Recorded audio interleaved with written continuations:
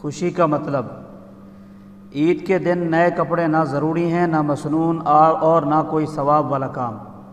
مومنات بہنوں سے خاص طور پر گزارش ہے کہ اس عمل کو اتنا ضروری قرار نہ دیں کہ گناہ اور ناشکری کے کالے دروازے کھل جائیں۔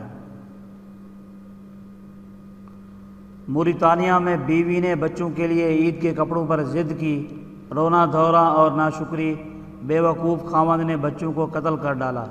استغفر اللہ استغفر اللہ۔ اس صورتحال کو دیکھتے ہوئے صاحب استطاعت لوگوں کو بھی چاہیے کہ نئے کپڑوں کا التزام چھوڑ دیں۔ عید الفطر پر نئے کپڑوں کے التزام سے ہزاروں گناہوں نے جنم لے لیا ہے۔ درزیوں کی دکانیں سینماؤں کا منظر پیش کرتی اور رمضان کی راتوں کو اجاڑتی ہیں۔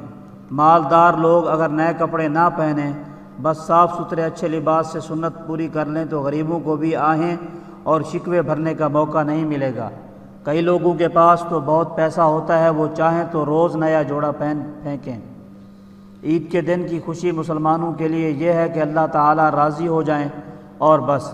حضرت سفیان ثوری فرماتے ہیں، ہم عید کے دن کا آغاز اپنی نظروں کی حفاظت سے کرتے ہیں، یعنی پہلا کام یہ ہے کہ آج خوشی کا بڑا اور مبارک دن ہے، ہم اس دن کوئی گناہ اور نافرمانی نہیں کریں گے۔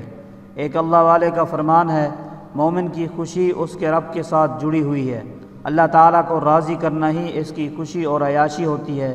وہ مسلمان جن کے پاس قربانی کی استطاعت نہیں، وہ بھی خوش رہیں، ان کی غربت خود ایک تقرب الی اللہ والا عمل ہے۔ وہ جانور ذبح نہیں کر سکتے مگر تکبیر سے انہیں کون روک سکتا ہے؟ تحلیل اور تسبیح سے کون سی چیز مانے ہے؟ وہ ذکر اللہ اور اعمال صالحہ کی کثرت کر کے مالداروں سے بھی آگے نکل جائیں۔